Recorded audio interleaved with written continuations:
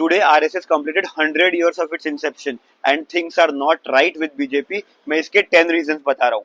पहला, 2040 तक 80% आरएसएस स्वयंसेवक ये इलेक्शन कैंपेन में इन्वॉल्व रहते थे। 2024 में सिर्फ और सिर्फ 30% रहे थे। आरएसएस के लीडर्स इमरजेंसी के दौरान जेल गए थे। क्यों? सिर्फ और सिर्फ बीजेपी को पावर में लाने के लिए। और आज के डेट में बीजेपी अपने सारे डिसीजंस खुद ले रहा है इंडिपेंडेंटली। आरएसएस बीजेपी को पहले फंड करता था through it schools, NGO and think tanks, लेकिन आज बीजेपी का 12,000 करोड़ का टर्नओवर है थैंक्स टू इलेक्टोरल बॉन्ड, जिसके वजह से बीजेपी ये single largest and richest party of India बन चुकी है, कांग्रेस से 10 टाइम्स ज्यादा, और आरएसएस से इंडिपेंडेंटली काम कर सकती है। आरएसएस के टॉप 90 लीडर्स ये एक तो ब्राह्मण है या फिर वैश्य कास्ट से है, और बीजेपी के 53% वोटर बेस ये ओबीसी है या फिर एससी एसटी दलित है, जिसकी वजह से इनकी पॉलिटिकल आइडियोलॉजी मैच कर ही नहीं सकती।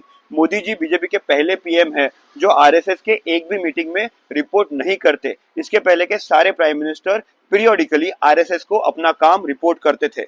2014 के मैनिफेस्टो में आरएसएस का 80% पॉलिटिकल एजेंडा कंप्लीटली आ रहा था इनटू पॉइंटर्स, और 2024 में सिर्फ और सिर्फ 40% आ रहा था। बीजेपी की प्रॉपर्टी 6046 करोड़ रुपीस की हो चुकी है, जो अगर कोई आरएसएस का 100 संगठनों को भी आप गिना लो तो भी साथ में आ ही नहीं सकती। तो डोमिनेंस किसका ज्यादा होगा वो आपको पता ही है। 1951 से लेके 2024 तक हर एक प्राइम मिनिस्टर बीजेपी का आरएसएस के थ्रू ही आया है। मोदी जी ये पहले प्राइम मिनिस्टर है जो एक अलग रास्ते से आए। 2014 के बाद बीजेपी के 70% सीएम्स ये नॉन आरएसएस बैकग्राउंड से आए हैं। उसके वजह से एक और आइडियोलॉजिकल फैक्टर ऊपर आ ही रहा है।